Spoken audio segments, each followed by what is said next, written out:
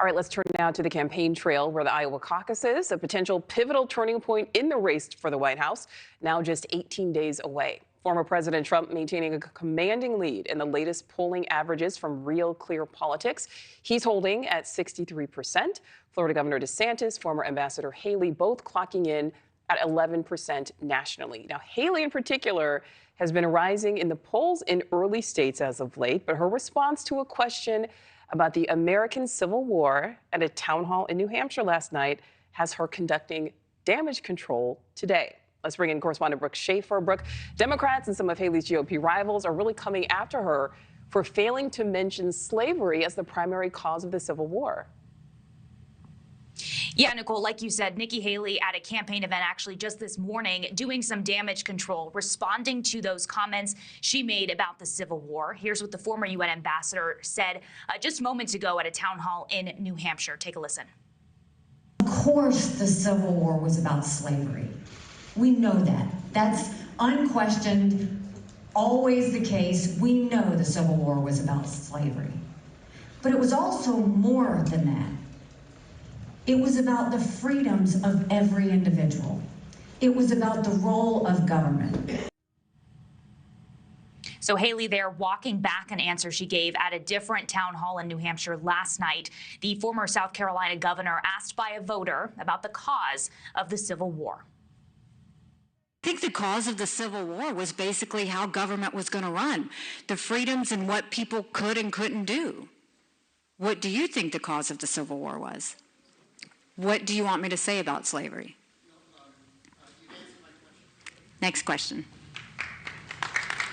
So that member of the audience unhappy with Haley's response, saying he was, quote, astonished she could answer that question about the cause of the Civil War without mentioning slavery. Haley today saying that her intent was to focus on what the Civil War means to us today, accusing the voter who questioned her of being a Democrat plant. But of course, that moment in New Hampshire last night drawing criticism from both sides of the aisle today. President Joe Biden posted on X, formerly known as Twitter, writing, quote, it was about slavery. And the campaign for Haley's GOP rival, Florida Governor Ron DeSantis, posted the interaction as well, writing, yikes. The Civil War comment, a potential setback for the former UN ambassador who has seen momentum with voters.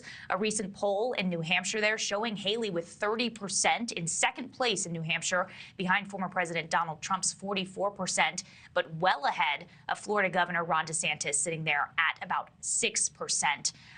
Of course, as you mentioned, the Iowa caucus is right around the corner on January 15th, about 2.5 weeks away. Nichole? Yeah, quickly approaching Brooke. Haley, though, is not the only candidate people are talking about today because Christie is out with a new ad.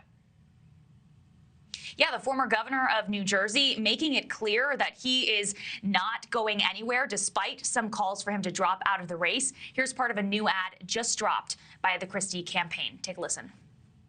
Some people say I should drop out of this race. Really? I'm the only one saying Donald Trump is a liar.